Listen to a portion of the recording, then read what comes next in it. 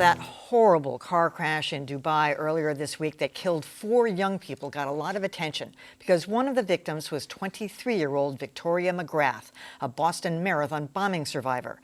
As touching as the coverage was, one critical image was missing. The pictures accompanying the story of Victoria McGrath's death included plenty of these. McGrath being carried from the bombing scene by a first responder. Her with actor Bradley Cooper. And others. But one picture that did not get published locally was this one. This is what remains of the 2-seat Ferrari that McGrath and 3 others were in when they hit a lamppost at high speed after a night of drinking. It's nice to remember her, but this is what happened. I have to say, I was very curious about this when I read about the accident because almost every time there's an accident involving somebody who's even marginally well known, even that young woman in Milton, there was an aftermath photo that was available in the Boston Globe or bostonglobe.com. And I wondered why. And I guess I understand why, because of the sympathetic feelings towards somebody who survived something so awful as the Boston Marathon. But this, to me, speaks volumes about, behavior. And I think you have to say that these young people, unfortunately, sadly, and tragically, were responsible for what happened to them. And this was the evidence of that. And I think it's our responsibility to point that out.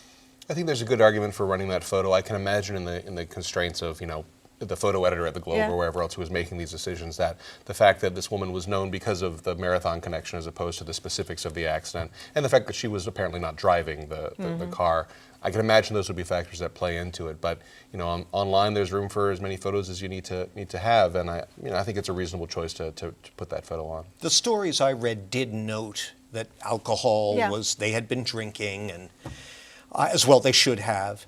And perhaps you've noticed, and now we're getting into prom season and so forth, I believe there are still schools where the local police will deposit the remnants of a drunk driving accident in front of the school for everyone to see and think about as they contemplate their own behavior. I think that's what you're getting at, that serves a social good. I think it's a defensible judgment to leave it out of the coverage here, but on the other hand, I think, you have a point.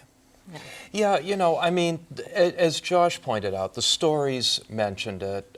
We all knew what happened, so then the question is, do you run the photo?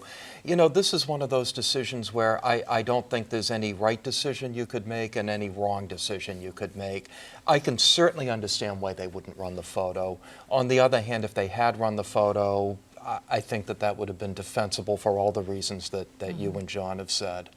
Maybe not on the front page, but they could have certainly done it on the jump, because what we're struggling with here is a double tragedy, obviously, that she survived this horrible thing only to have this other horrible thing.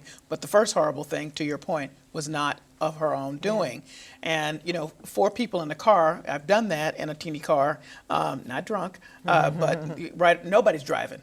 To be clear, nobody's wearing a seat, and nobody's wearing a seatbelt. Exactly. I think it would have been different. The photo would have been run if the it accident was local, right? Because it would have had the extra of this would have been something that people saw on the Pike or whatever. Yeah. I don't know. I was very curious about it because I searched for it. It actually took a little bit of doing to find it, and I thought, wow, it's so dramatic. And you're right, though. Photos sometimes can have an impact that a million words cannot.